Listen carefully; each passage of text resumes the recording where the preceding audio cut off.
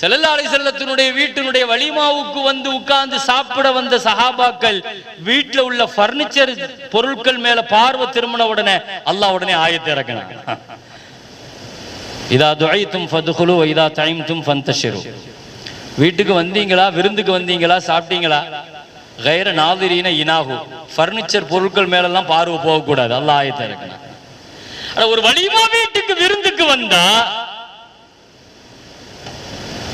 வந்தவங்களை பத்தி கூட குர்ஆன் பேசுதுன்னு சொன்னா குடும்பம் அல்லாஹ்ட்ட எவ்வளவு பெருசுன்னு யோசிங்க.